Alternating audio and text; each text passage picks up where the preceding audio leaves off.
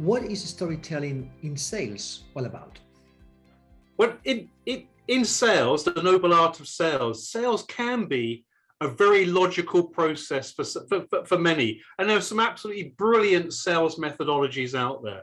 But when you integrate stories and storytelling, and I should emphasize the right story told in the right way at the right time, you're simply going to increase your effectiveness. And all the research shows that. Salespeople who use storytelling can be 2 to 3 times more successful than those who don't. So it's all a matter, and it's not a matter of putting stories all the way through your sales process. It can just be one well-crafted story. It could be about a key person story, a story to differentiate the business, bringing a case study to life. So stories in the sales process, hugely valuable, bring the sales process to life and make the whole process more effective. How does that happen? How does storytelling influence performance of salespeople? What storytelling can do in its essence, it can do a number of things for you. It can help you differentiate your business. It can bring your products and services to life, and it can bring your customers and their case studies into case stories to life as well. But there's some science behind it as well. As I mentioned, you can be 2 to 3 times more successful actually using the narrative in the sales process. But let's just think how stories work, why they work. They're a very, very natural process. If you think how you learned as a child, and perhaps you've got children, children learn through stories and storytelling.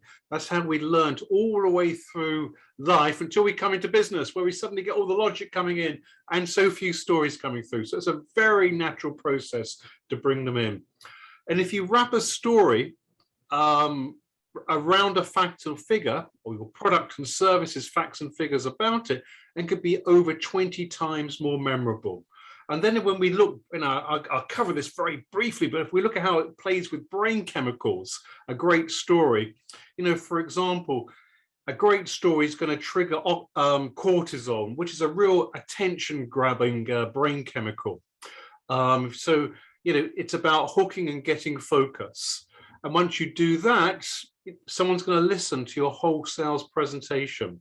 It can trigger oxytocin, which is, otherwise known as the love hormone. All you've got to do to actually release that is reveal something about yourself or make the character in the story a bit like your prospect. So there's science behind storytelling as well, but a very natural process to use. Roger, what are the elements of powerful stories? I think a powerful story is a simple story, and a simple everyday story. So the elements of a good story, and just think of maybe of a book you've read, or there's a film you particularly admire. All great stories follow a very similar structure, and a great sales story should follow the similar structure. So you're going to introduce the characters of the story, and your characters are likely to be your customers or clients. You're going to take them on the path of where they're traveling, and then they're going to hit some form of an obstacle. So you need a turning point in your story, and then there's a point of realization. How they can, there's a turning point. Maybe it's a problem or challenge. How it's then resolved, and then the key thing is to have a point to the story. So if you don't have a point, then it's just it's a nice little vignette, but it got very little purpose. So have a point, a learning point to the story. So basically introduce the characters, take them on the journey, have a turning point, could be the challenge that customers encountered, wrap it up and that sort of resolve it, which could be your company's products or services. And then there's the learning point. What can someone take away from that story? That's a simple structure to follow. What could someone do today to get better at storytelling?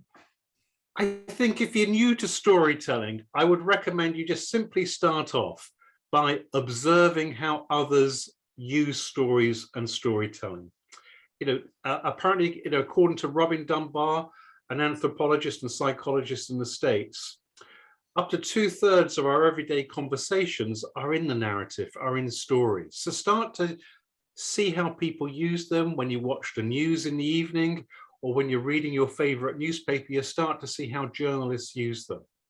And then start to think, how you can bring your products and services to life. So a simple way to do it is think of the case studies your company probably uses. Now, I'm sure they're very good case studies, but they could be quite logical, rational. Some may say rather dull.